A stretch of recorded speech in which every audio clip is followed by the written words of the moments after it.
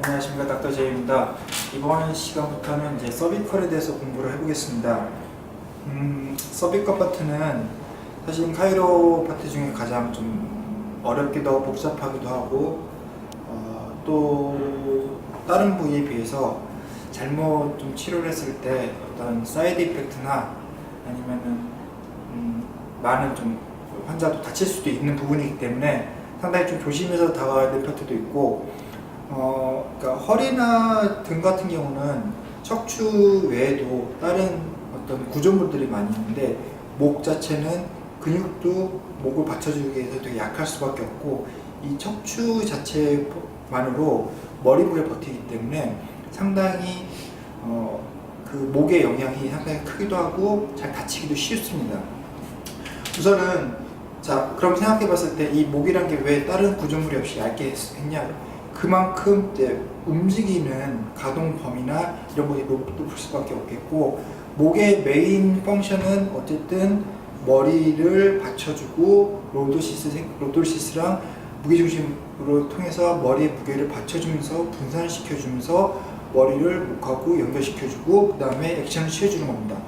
근데 이 상황에서 이제 로돌시스를 많이 보는데, 일자목 거북이목 할 때 환자분들이 이제 병원들에서 저 일자목입니다, 거북이목입니다 이렇게 하면서 그걸로 끝이시라고 얘기를 많이 듣는데, 그렇게 되면 되는지 아는 게 뭐냐면은, 우선은 일자목이 되시면은 제가 가장 문제 되는 게 여기서 이렇게 내려오는 근육이나 아니면 이 롬보이드나 트래피주스나 이런 부분들이 경직이 될 수밖에 없습니다. 왜 그러냐? 목이 머리무게 못 받치기 때문에 결과적으로 봤을 때는 목의 역 펑션 떨어지고 그만큼 머리 무게를 버틸 수 없는 형태에서 앞으로 빠지게 되면은 이 타고 가는 근육 자체가 언제나 꽉 잡아줘야 되고 그걸로 인해서 버텨줘야 되기 때문에, 어떻게 보면 이 트래페주스나 이쪽은 살기 위해서 뭉치는 근육이라 생각하시면 됩니다.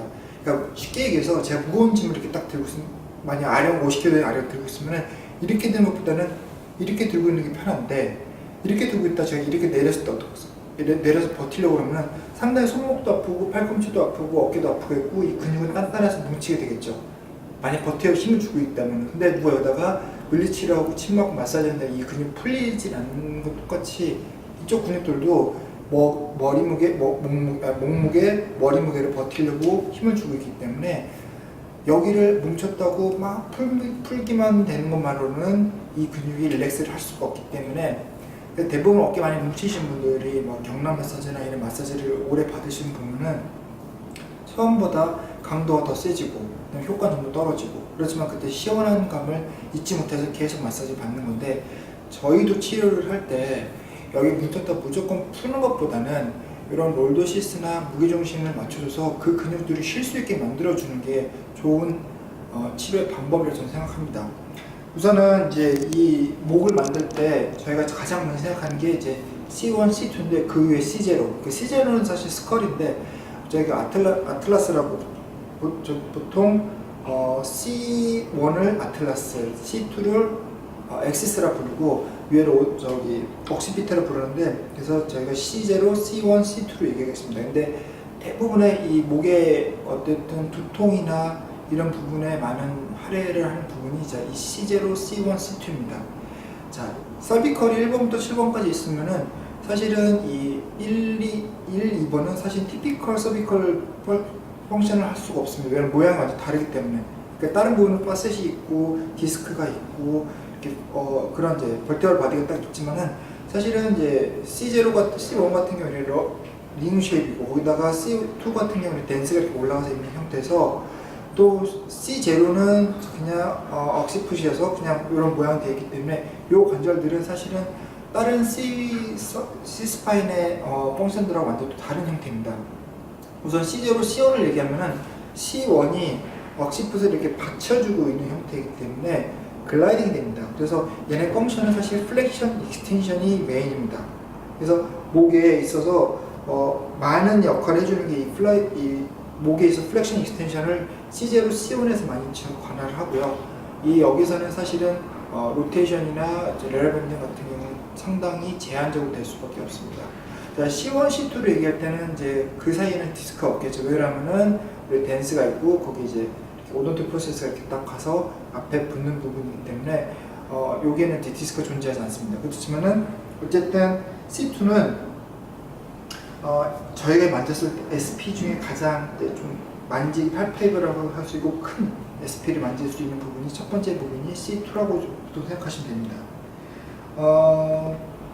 C0, C1 같은 경우는 아까 말씀드린 대로 로테이션 되고 X 로테이션이나 레럴 밴딩은 많이 리미테이션 되어 있고요.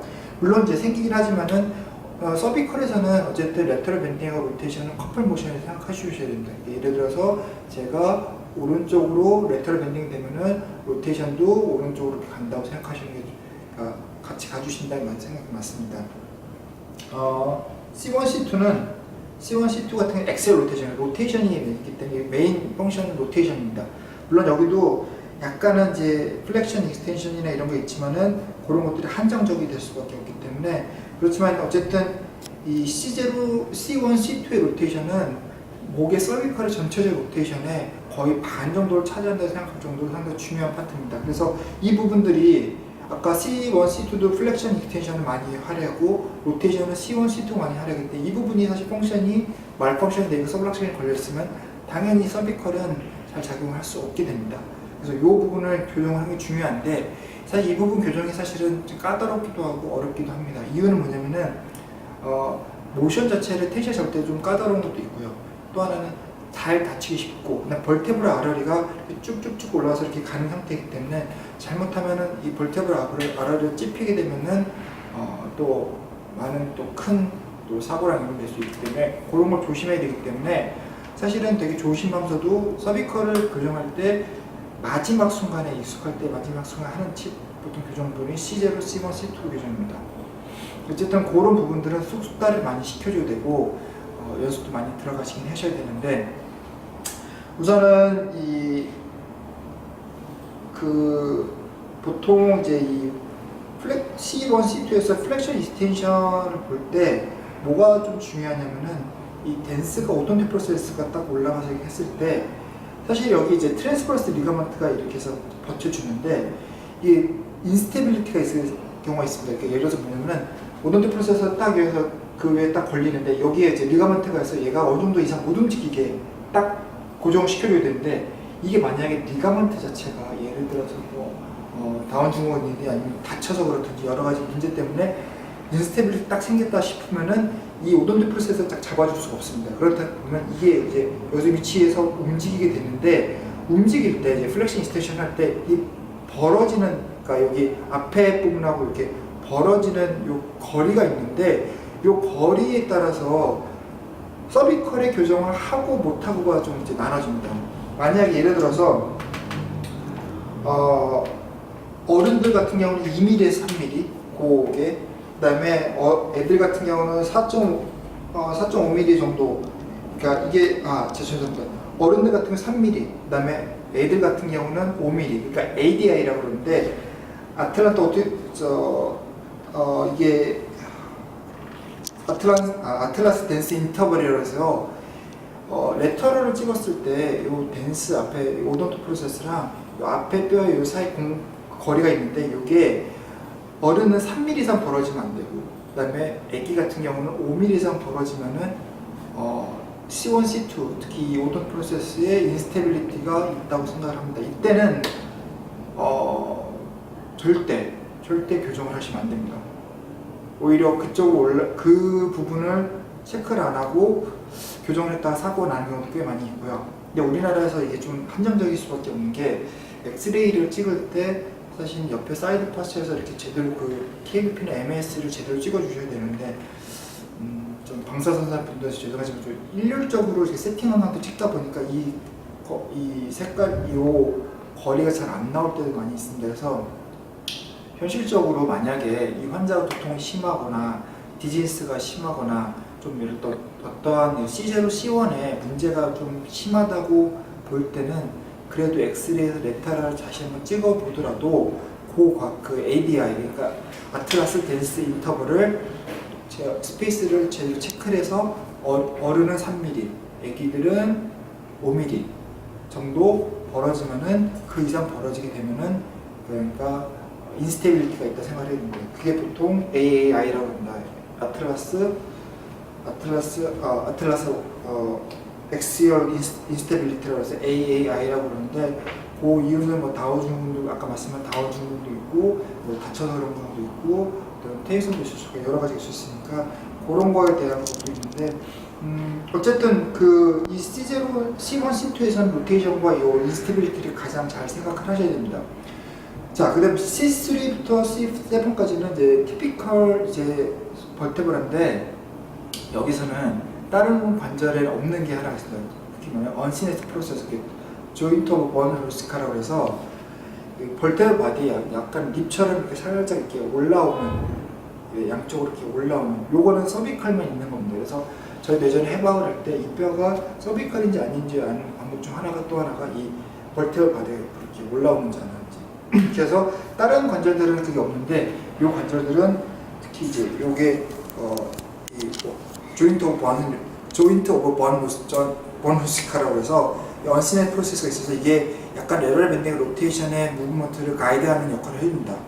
그러니까 목은 아까 말씀드린 대로 다른 스트럭처가 없기 때문에 이 자체만으로 스트럭처를 버텨야 되기도, 움직임도 다 가져가야 되기 때문에 그 자체의 어떤 펑션이 상당히 중요한데, 그래서 이 서비컬에는 조인트 오브 번 루스카가, 그러니까 언시넷 프로세스가 있다고 생각을 하셔야 됩니다. 그래서 제가 보통 교정을 할 때 특히 이제 목이, 허리나 등도 얘기했지만은, 목도 만약에 로테이션을 최소화하는 교정이 상당히 중요합니다.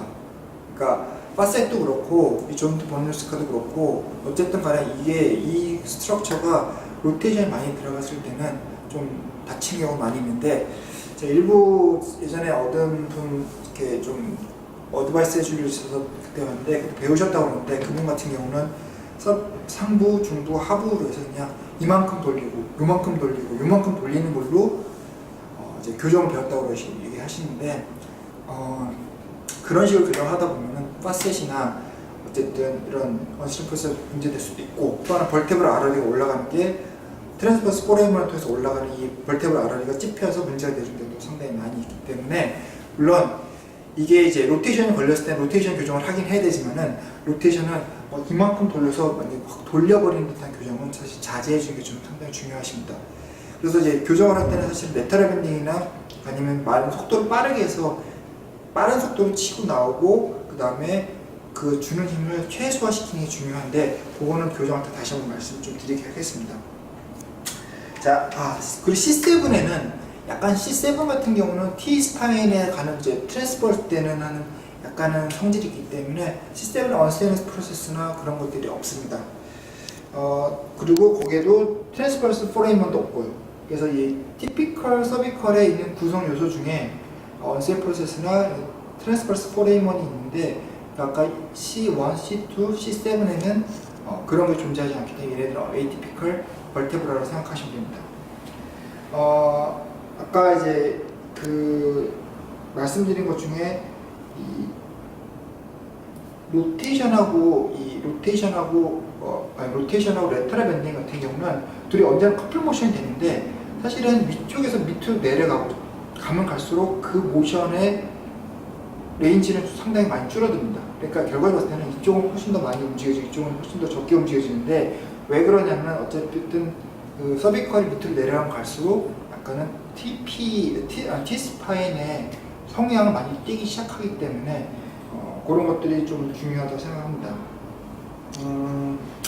우선은 롤도시스를 볼 때 저희가 이제 그 하이퍼로도시스가 있습니다.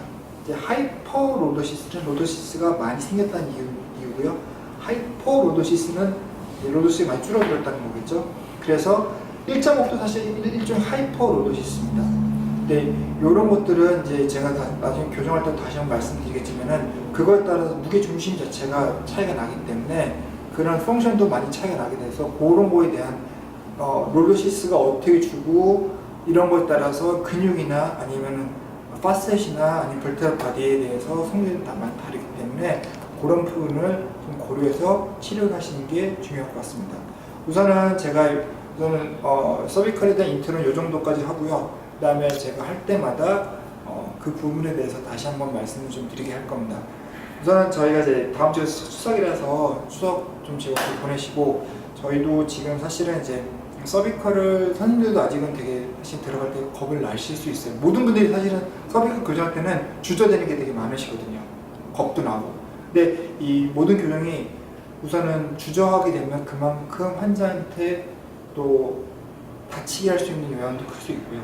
또 그렇다고 너무 또 강하게 내가 뭐 무식하게 하는 것도 아니지만은, 서비컬은 어쨌든 간에 내 힘 조절이나 속도 조절이 상당히 중요하고, 그 다음에 바이오메킹이 상당히 중요하기 때문에 서비컬을 보시기 전에, 물론 제가 살짝은 요약을 하긴 했지만은 그래도 한 번 정도는 바이오메킹 책이나 애나토미 책을 한번 보셔서 얘네가 어떻게 생겼고 어떻게 영향을 주는지 그런 것들을, 왜냐면 이 워낙 방대하면 제가 사실 그걸 다 한꺼번에 추출할 수는 없고, 제일 중요한 부분 몇 가지만 좀 설명을 했으니까 그거 토대로 한번 좀 공부를 해보시고, 추석 지난 다음에 서비컬 교정 들어갈 때 그거 다시 보시면은 조금 도움이 되실 수 있을 것 같습니다. 감사합니다.